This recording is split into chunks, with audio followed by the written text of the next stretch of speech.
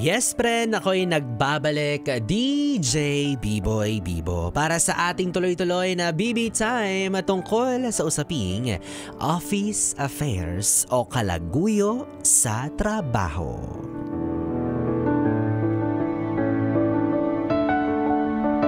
Alam nyo, sa panahon ngayon, kahit saang social media platform kayo tumingin, talaga namang talamak ito, 'di ba? Usong-uso. Pero ang hindi ko maintindihan, kung bakit marami pa rin ang nagkukumit sa ganitong klase ng gawain.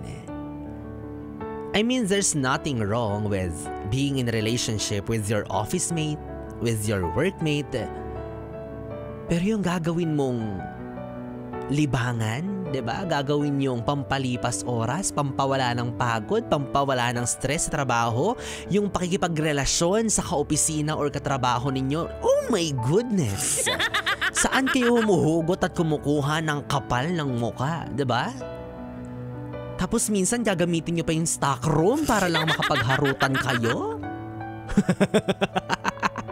May kakilala ka bang ganyan, yes friend? Or hindi naman kaya minsan ka na bang nagkaroon ng jowa at naramdaman mo na tila ba meron siyang kinakalantaryo sa pinapasukan niyang trabaho?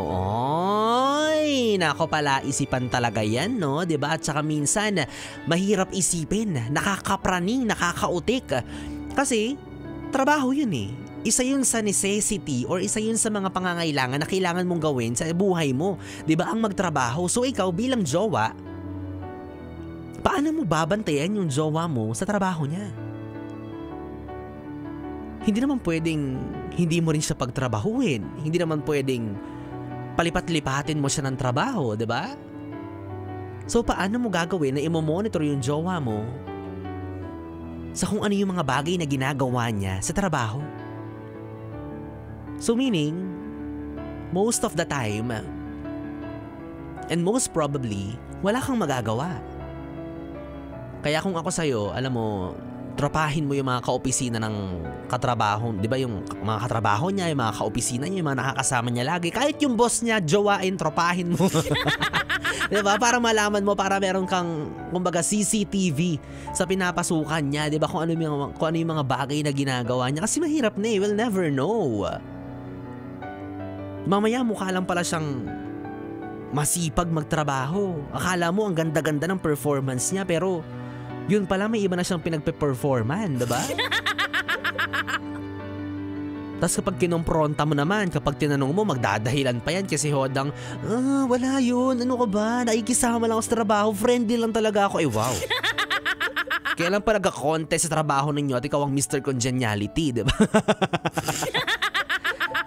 Wala lang, kasi diba, ang sakit-sakit isipin na, alam mo yun, like, hindi lang pala trabaho yung pumapagod sa kanya, diba?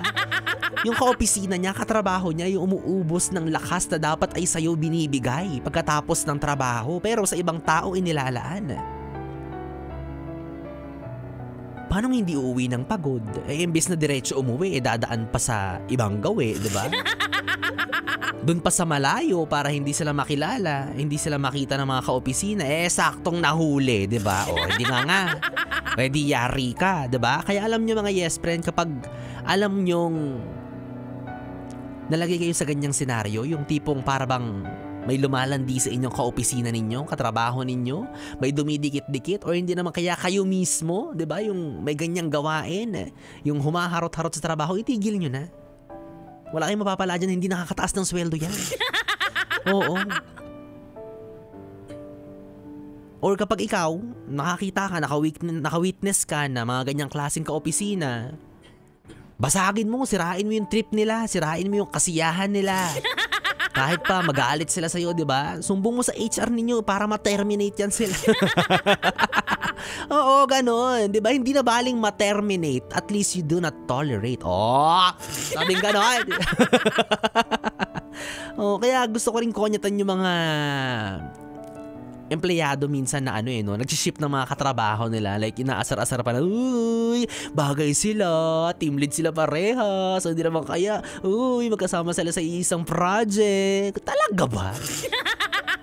Siniship nyo yung tao kahit na alam nyong may jowa na, kahit na alam nyong may asawa na, kahit alam nyong may pamilya na? Parang tanga, diba? So cheap. Nakakababa. Kasi minsan sa mga ganyan talaga nadadala yung tao sa mga buyo-buyo. Sa mga asar-asar. So kayo, imbes na kayo yung tumutol, kayo pa yung nagsusuhol. Without realizing kung ano yung mararamdaman nung partner, nung taong inaasar nyo sa ibang tao.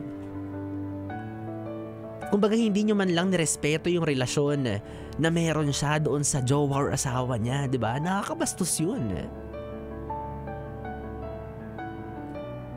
Well, yung pinag-uusapan naman natin tonight, no, hindi lang ito nag-a-apply for a workplace. Diba? It applies to any kind of situation. Na kapag alam mo na may jowa ka na, huwag ka nang humarot sa iba, diba? Kahit saan pa yan, trabaho o hindi, mali ang lumandi kapag alam mong taken ka na. Simpleng-simple, diba? Kaya dyan magkakaalaman kung gaano kakatino. Yung kahit saan kadalahin meron kang nakakalandian. Diba? At ikaw din, kapag alam mong yung isang tao taken na, matuto kang dumistansya. Kasi kung hindi, baka mabigwasan kita. Charot lang, hindi pala ako yung asawa. But affected ako. Oo, kasi kung hindi, magiging kabit or magiging third party ka talaga, diba? Tapos sa dulo, iiyak-iyak ka, diba? Tapos sasabihin mo, biktima lang din po ako. Hindi ko alam na may asawa siyang tao. Like, hello! Nung family day, kumpleto sila, diba? Tapos, sabi mo, hindi. Sabi mo, hindi mo alam na may asawa. O di naman kaya makikita mo naman yan sa profile niya, diba? Sa Facebook. Gusto mo ba, bigyan pa kita ng resume niya para lang makita mo na married na siya? Nasa sa'yo yan. Malalaman at malalaman mo yan. Pero choice mo pa rin kung itutuloy mo kung ano yung meron kayong dalawa kahit na alam mong meron na siyang karelasyon na iba. Diba? Huwag kang pa-victim. Diyos ko naman. Dami ko na narinig na ganyan. Tapos sa dulo, iiyak-iyak. Siya yung mukhang kawawa. Siya lang daw yung nilapitan, siya lang daw yung nilande. Mukha mo. Ginusto mo rin yan. Diba? So simple lang yan. Nasa trabaho ka at binabayaran ka ng kumpanya to focus on your work. Para tapusin yung mga bagay na kailangan mong tapusin, para trabahuhin yung mga bagay na kailangan mong trabahuhin. Huwag sa ibang tao ang focus mo. Huwag ibang tao ang wino-workout mo. Kasi masisira ka talaga sa trabaho. Masisira ka sa mata ng ibang tao. At masisira ka sa paningin ng mga taong inagrabyado mo. Papangit at papangit yung reputasyon mo.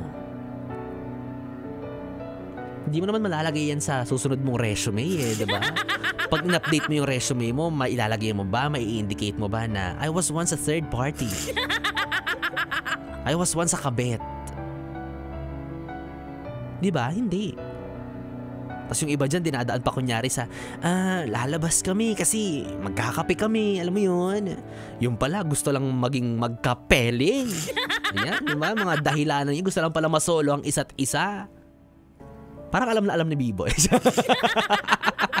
Parang nakakita na rin kasi ako ng ganun, sure. Diba? Lalandinin nyo, tigil nyo yan, diba? Wala kayong kahihinatnan dyan, hindi yan ikakataas ng sweldo nyo again, hindi yan ikakataas ng posisyon ninyo sa trabaho unless boss mo yung hinaharot mo. Ala! Iso! Kaya ako mga yes friend, kapag ako naging jowa mo, kailangan may access ako sa CCTV ng kumpanya ninyo. Bantay sarado ka kay B-Boy, wala kang takas dito. At sisiguraduhin ko na bukod sa trabaho mo, ako lang ang papagod sa'yo. Rar! Ay nako, anyways mga yes friend, para patunayan ko sa inyo na wala akong kinakalantaryo sa trabaho. In fact, uwing-uwi na po ako.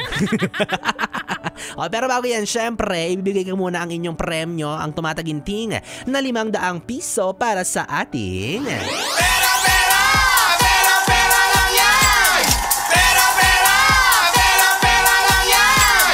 Yes, friend, lakasan mo ng muli ang volume ng radyo mo at baka pangalan mo na ang babanggitin ko. Kanina nga po ang hinahanap ko para sa ating pera-pera lang yan promo ay kahit sinong may letrang B sa pangalan. Kaya naman eto na, wag na nating patagalin pa. Congratulations! Dahil may mga nanalo na. Oy! Yes, tama ang narinig mo. Mga. Dahil hindi lang isa, kundi dalawa. Ganun talaga, marami akong pera. Kala mo naman talaga galing sa sariling bulsa, nong yabang. Ito na, congratulations sa iyo at sa pagmumukha ninyo.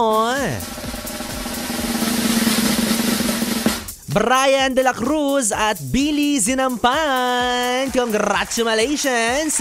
Sa inyo na ang tumataginting na tig-500. O, diba? Kalaan nyo yun. Nakinig lang kayo kay Biboy Bibo, meron na kayong pera. Again, ang pangalan nyo ay Brian De La Cruz at Billy Zinampan. O, diba? Obvious naman. May letter B sa pangalan.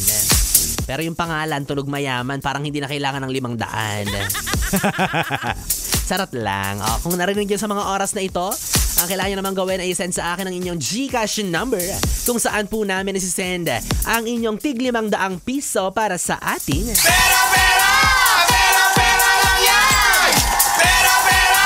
Pera, pera lang yan! Well, anyways mga yes friend, 3 oras na BB time ang ating pinagsamahan. Nakapiling nyo po ang BB nyo sa radyo. Ako po si DJ B-Boy. B-Boy Bibo, ang DJ na mabilis bumayo, ang dila sa mikropono. Rar. Magkasama at magkarinigan tayong muli bukas sa parehong oras. Dito pa rin at dito ka lang sa istasyong no problem. Ang 101.1 Yes FM. Solid. Good night, BB. Mwah, mwah.